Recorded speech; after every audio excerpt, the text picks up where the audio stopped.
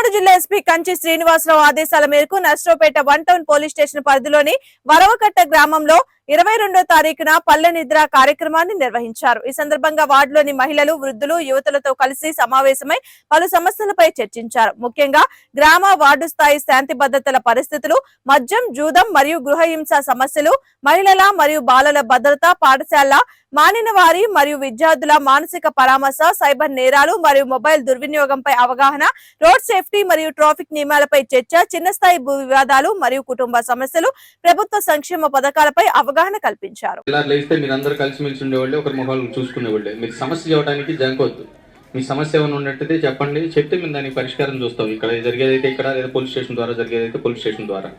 అదేవిధంగా women officer కూడా వచ్చున్నారు. మీ మహిళలకి ఏదైనా పర్సనల్గా ఎవరైనా ఇబ్బంది పెడుతున్న సమస్యలు ఏమైనా ఉన్నా, డైరెక్ట్గా నలుగురిలో చెప్పుకునే వాళ్ళు ఎవరైనా ఉన్నా కూడా ఉమెన్ ఆఫీసర్కి చెప్పొచ్చు. మీరు పర్సనల్గా చెప్తే దాన్ని దృష్టిలో పెట్టుకొని మేము కేసులు కట్టి మరి పరిష్కరించాల్సిన అవసరం లేదు. మీ జోలికి రాకుండా చేస్తే అది మీకు న్యాయం జరిగినట్టు. కాబట్టి అట్లాంటి సమస్య ఏదైనా ఉన్నా కూడా మీరు తెలియజేయండి, మేము దానికి కూడా పరిష్కారాలు చెప్తాం. కాబట్టి దయచేసి ఫ్రీగా మీకు ఏదైనా ప్రాబ్లం ఉన్నట్టు చెప్పండి.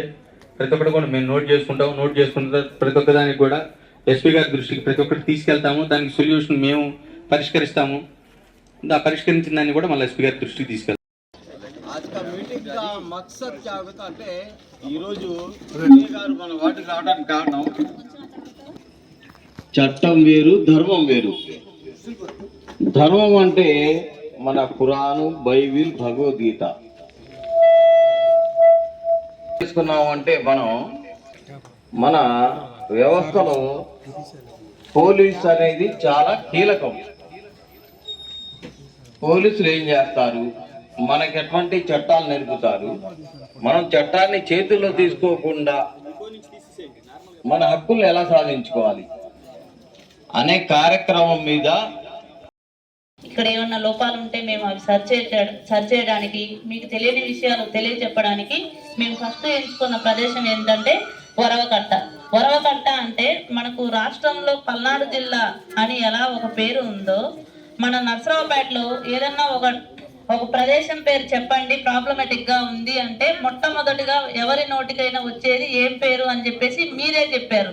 మా వరవకట్ట పేరు వస్తుందండి, మాకు పెళ్లిళ్ళు అవ్వట్లేదు, ఇల్లులు కొనట్లేదు, ఇక్కడ సమస్యలు పెరిగిపోతున్నాయి, పిల్లలు పాడవుతున్నారు అని చెప్పేసి వంశీ సార్ చెప్పారు కదా. మొట్టమొదటిగా మీరు ఇన్ని కంప్లైంట్స్ చేశారు కదా, ఇన్ని కంప్లైంట్స్ చేయడానికి ఫస్ట్ రీజన్ ఎవరు, ఏంటి, దానికి ఎవరు అనేది ఎవరి దగ్గర నుంచి మొదలైంది ఒకసారి అనుకోండి. మీరు ఊహించుకోండి, ఆలోచించుకోండి. ఎవరు? పేరెంట్సే కదా. పేరెంట్స్ని కాదని పిల్లలు ఎక్కడికన్నా వెళ్తారా?